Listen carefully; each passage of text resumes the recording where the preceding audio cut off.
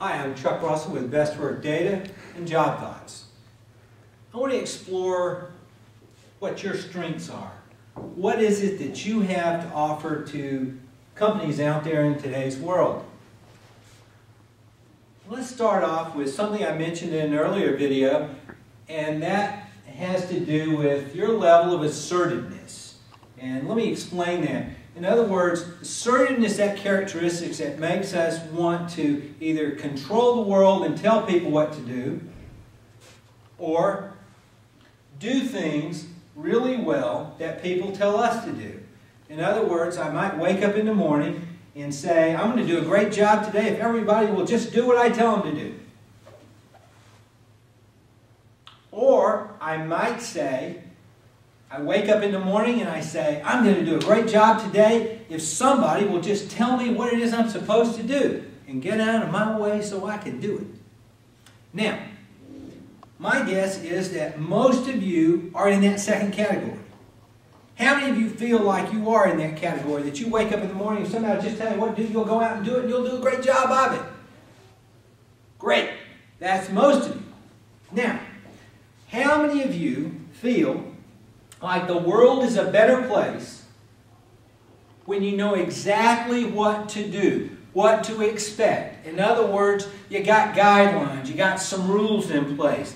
You know, today, we're not doing things crazy, we're not doing something different every day. We got a way of doing things and we know that it works, and once we've learned that way, we just get better and better and better at doing it.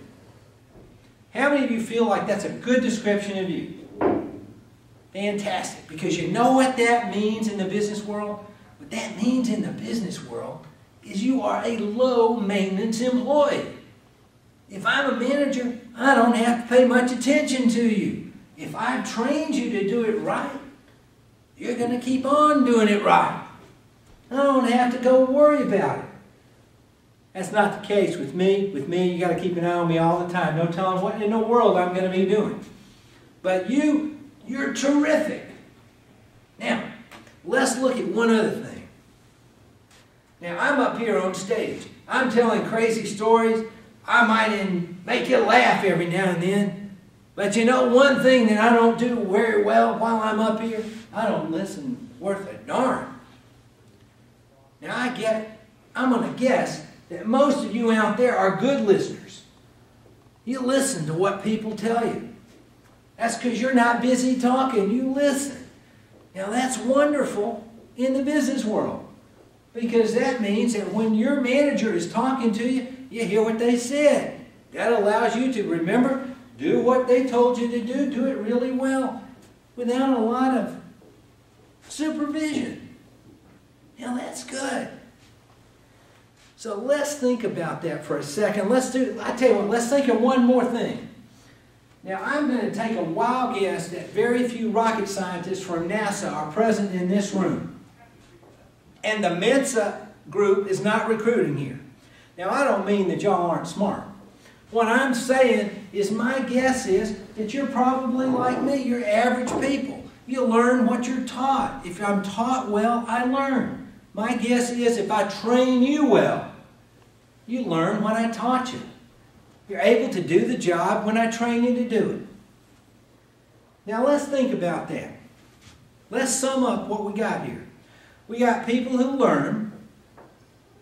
We got people who, having learned, do what they were taught predictably and consistently with very little supervision. And don't even socialize around a lot. Just stick to the job. Now, what do you think would happen if I contacted 100 companies in America and said, listen, I have absolutely found 500 people. I got a talent pool of 500 people who absolutely learn what they're taught. Having learned it, do it with very little supervision, listen to what they're being told, and get a lot done because they don't socialize a lot. How many of those companies do you think would be interested in contacting this pool of 500 people? I think you're absolutely right. I think all 500 would. Now let's try Plan B. Plan B is, John, if I remember you talked to me before I got up here on stage, if I contacted 100 companies and told them that I got somebody here who was a finance manager for, 6 years. and before that was an account executive in an ad agency for 8 years. How many of you think that those companies are going to be interested in hearing that or meeting him? Not a one of them, because they don't know if that finance manager matches their finance manager. They don't know if that account executive is the same thing as what they do. My point here is that each of you has extraordinary value to those companies. Those 500 companies would absolutely line up to hire each and every one of you if they recognized your value. If they recognized your value, they would hire you. The whole point of what Job Thoughts is about is to teach you how to communicate that value to each and every company that you talk to. Thank you.